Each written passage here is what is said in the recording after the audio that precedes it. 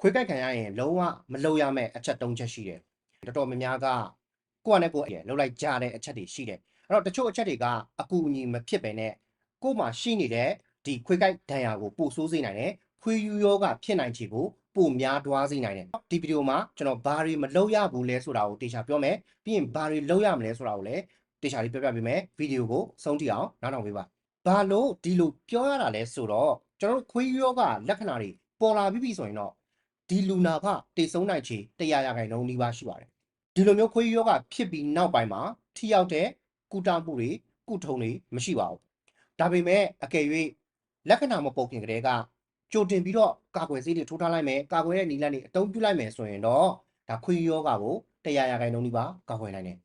အဲ့ဒါကြောင့်မလို့ခွေးကိုက်ခံရပြီးချင်းမှာအချိန်မီမဲ့မှန်မှန်ကန်တေချာလေးလုပ်မယ်ဆိုရင်လုံးဝကာကွယ်နိုင်တယ်လူ100မှာ69ယောက်ကခွေးကိုက်ခံရတာဖြစ်တာပေါ့နော်ဒါမှမဟုတ်လည်းခွေးချစ်တာကနေဖြစ်လာတတ်တယ်အသက်9နှစ်နဲ့14နှစ်ကြာကလေးတွေမှာဆိုရင်ပို့ပြီးတော့အဖြစ်အများဆုံးဖြစ်နေတယ်အဲ့တော့ခွေးကိုက်ခံရတဲ့အခါကျရင်လုံးဝမလုပ်ရမယ့်အချက်3ချက်ကဘာလဲဆိုတော့နံပါတ်1ဒဏ်ရာပေါ်ကိုဒါမြေကြီးတွေပြားတွေဖိထည့်ပြီးတော့တိတ်ပြီးတော့ဖက်လက်နဲ့ရိုက်တာမျိုးတချို့တွေကဒီဒဏ်ရာပေါ်ကိုငရုတ်တီးအမှုန့်တွေဆေးအရွက်အမှုန့်တွေစီတွေစနွင်းတွေတံမြာစားအဲ့တော့တခုခုကိုဒါဒဏ်ရာပေါ်ဖြူးလိုက်တာမျိုးတွေလုံးဝမလုပ်ရအောင်ကမ္ဘာ့ကျန်းမာရေးအဖွဲ့ WHO ကနေပြီးတော့ဒီလိုမျိုးရှောက်ပြီးတော့ထဲတာမျိုးတွေကိုလုံးဝမလုပ်ပါနဲ့ဆိုပြီးတော့အတိအလင်းပြောထားတာရှိတယ်ဒီလိုမျိုးပစ္စည်းတွေကခွေးယောဂကိုကာကွယ်ပေးတဲ့ဆိုတဲ့ဒါတက်တွေအထောက်ထားလည်းမရှိဘူးတုတေသနလည်းလုံးဝမရှိပါဘူးပြီးတော့ဒဏ်ရာကိုလည်းပို့ပြီးတော့ထိခိုက်စေနိုင်တယ်တချို့ကဒီလိုမျိုးထည့်လိုက်တဲ့အတွက်ကြောင့်မလို့အရင်ဆုံးလုပ်ရမယ်ဒီ first aid ပေါ့နော်ရှေ့ဦးတူနာပြုဖြစ်တဲ့ဒီစက်ပြာနဲ့ရေမြများနဲ့ဆေးတာကိုပါနောက်ကျသွားစေနိုင်တယ်ပြီးတော့တချို့လူနာတွေမှာဆိုရင်လည်းဒီလိုမျိုးရှောက်ပြီးတော့ထည့်လိုက်တဲ့အတွက်ကြောင့်မို့လို့ဒါကုတပြီးသွားပြီဆိုပြီးတော့ကိုစိတ်ချသွားတာမျိုးတွေလည်းဖြစ်သွားတတ်တယ်အဲ့တော့ဒဏ်ရာကိုမီးနဲ့ကတ်တာတွေတခြားမဆိုင်တဲ့အရေးတွေလောင်းတာမျိုးတွေဒါမျိုးတွေလုံးဝမလုပ်ရပါဘူးအကယ်ဒါတွေထည့်မိသွားပြီဆိုရင်လည်းစက်ပြာလေးနဲ့အတာလေးပို့ပြီးတော့ရေများနဲ့လောင်းပြီးတော့ဆေးချရပါလိမ့်မယ်နောက်နံပါတ်2မှားတက်ကြတဲ့အချက်ကတော့ဒီဒဏ်ရာကတေးသေးလေးပဲကိစ္စမရှိဘူးဆိုပြီးတော့ထားလိုက်တာမျိုးပေါ့နော်အဲ့တော့ခွေးယူ virus ကဒီယောဂရှိတဲ့ခွေးရဲ့တတွေးကနေပြီးတော့ကူးလာယောဂရှိတဲ့တရိတ်ဆန်ရဲ့တတွေးကနေပြီးတော့ကူးလာကြိုက်တာနဲ့မကဘူးချစ်တာကုတ်တာတွေကနေတဆင့်လဲဒါကူးသွားနိုင်တယ်မျက်လုံးပါးစပ်လိုနေရာကနေတဆင့်လဲကူးသွားနိုင်တယ်ပြီးတော့အရေပြားပေါ်မှာဒဏ်ရာရှိတယ်ဆိုရင်လည်းပဲဒါယောဂရှိတဲ့ခွေးကလာရက်သွားပြီးဆိုရင်လည်းပဲကူးဆက်သွားနိုင်တာမျိုးတွေလည်းရှိတယ် WHO ကနေပြီးတော့ဒီအဆင့်ခွဲထားတာရှိတယ်ခွေးကိုက်ဒဏ်ရာကိုပေါ့နော်အကယ်၍ခွေးကိုကင်တာအစာကျွေးတာပေါ့နော်ဒီခွေးမှာခွေးယူပိုးရှိတယ်ဆိုပါတော့ဒီခွေးကိုကင်တာအစာကျွေးတာတွေအရေပြားဘာမှဒဏ်ချက်မရှိတဲ့အရေပြားကောင်းပေါ်ကိုရှာနဲ့အရက်ခံရတာမျိုးဒါမျိုးဆိုရင်တော့ဆေးကြောရုံပဲကာကွယ်ဆေးမလိုသေးဘူးအကယ်၍မဟုတ်ဘူးခွေးကဒီကိုယ်ကိုတွားနဲ့ဖိကိုက်လိုက်တာတွေးတော့မထွက်ဘူးဒါပေမဲ့ချစ်ရလေးပေါ်သွားတယ်ပြီးရင်ဆေးအဲ့လိုမျိုးဆိုရင်တော့ဒါဆေးကြောပြီးတော့ကာကွယ်ဆေးချက်ချင်းထိုးဖို့လိုအပ်ပါတယ်အဲ့လိုမှမဟုတ်ဘူးဒီခွေးကိုက်တာကအရေပြားဖောက်သွားတယ်တွေးလေးနည်းနည်းစို့သွားတယ်တွေးလေးနည်းနည်းထွက်သွားတယ်ကိုက်တာချက်တာဒဏ်ရာတွေပေါ်သွားတယ်ဒါမှမဟုတ်ကိုယ့်ရဲ့မျက်လုံးတွေပါးစပ်တွေပေါ်မှာအရက်ခံရတယ်နော်လင်းနှုံးနဲ့ကိုက်ခံရတယ်လင်းနှုံးနဲ့တော့ထိလိုက်မိတယ်ပေါ့နော်ဒါလိုမျိုးတွေဆိုရင်တော့ဒါဆေးကြောပြီးတော့အနာကိုတေချာဆေးကြောပြီးတော့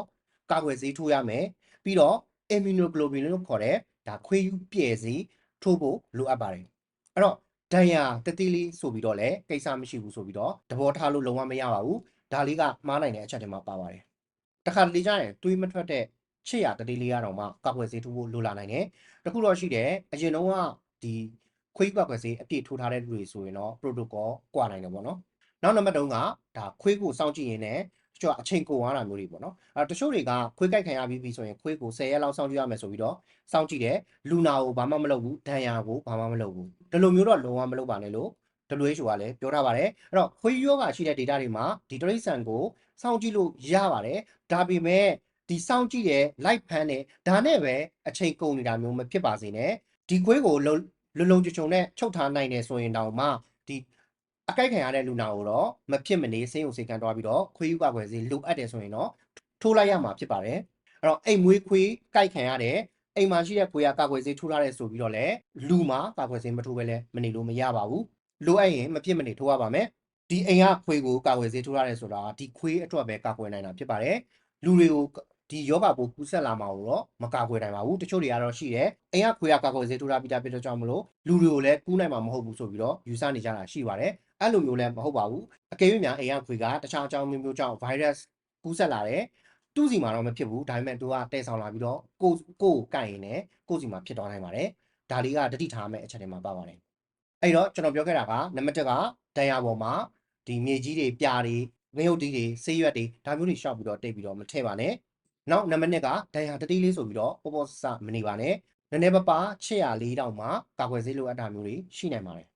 နံပါတ်3ကခွေးကိုစောင့်ကြည့်ရင်လည်းအချိန်မကုန်ပါစေနဲ့ခွေးကိုစောင့်ကြည့်တာမလုပ်ရဘူးလို့ပြောချင်တာမဟုတ်ပါဘူးဒါပေမဲ့အဲ့ဒီအချိန်အတွင်းမှာလူနာရဲ့ဒဏ်ရာအတွက်လိုအပ်တာတွေတခါတည်းလောက်စရာရှိတာလောက်ထားပါမှာ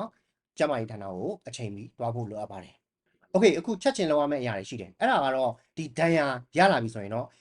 ဆက်ပြာနဲ့ဒီ running water လို့ခေါ်တယ်ရေပိုက်နဲ့ဖြစ်ပေါ့နော်အဲ့ဒါရေကို15မိနစ်လောက်ကြာအောင်ဒဏ်ရာကိုတခြားလေးစေးကြောဖို့လိုတယ်ဒီနေရာမှာ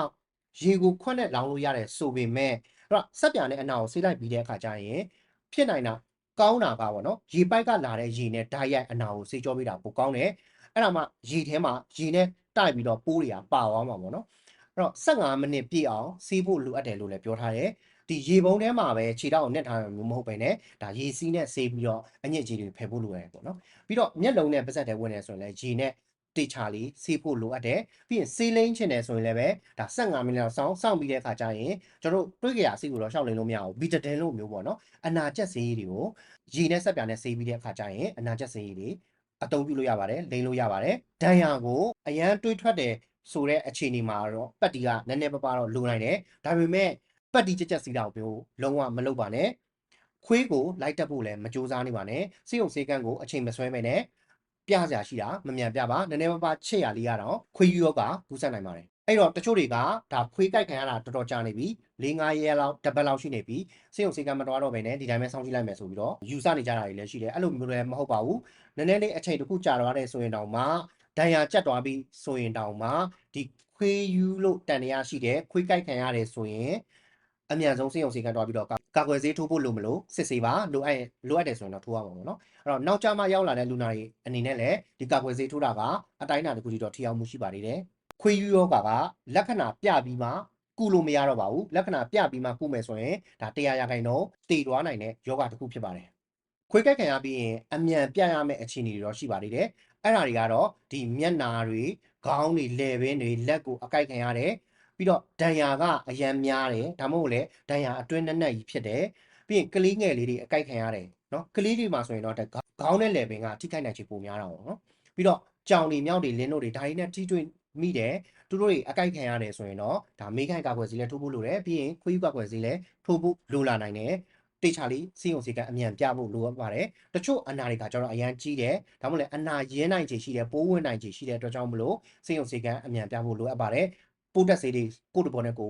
ဝယ်မတောက်ဘဲနဲ့တေချာပြဖို့လိုအပ်ပါတယ်အဲ့တော့ရွာထဲမှာခွေးလေခွေးလင်းတွေရှိတယ်ကိုကခွေးယောဂဖြစ်များတဲ့ဒေတာမှာလည်းနေတယ်ကလေးတွေလည်းအိမ်မှာရှိနေတယ်ဆိုရင်တော့ဒီအချက်လေးတွေကိုတေချာလေးမှတ်ထားပေးပါကြံတဲ့ကိုယ့်ရဲ့မိတ်ဆွေတွေတည်အောင် share ပေးပါလိုအပ်တဲ့အချိန်မှာပြန်ကြည့်နိုင်အောင် save ထားပေးပါဗီဒီယိုတိတိကြည့်ရတဲ့အကြောင်းမလို့ကျေးဇူးတင်ပါတယ်ကျွန်တော်ဆက်ပြီးတော့ကျမကြီးဝုဒ္ဓတွေကိုမျှဝေပေးမှာဖြစ်တဲ့အကြောင်းမလို့ကျွန်တော်ရဲ့ channel ကို like follow လုပ်ထားပါ subscribe လုပ်ထားပေးပါကျေးဇူးတင်ပါတယ်အဆက်ဆက်ရရအဆင်ပြေပြေကပါစေမင်္ဂလာရှိတော်နေလေးဖြစ်ပါစေ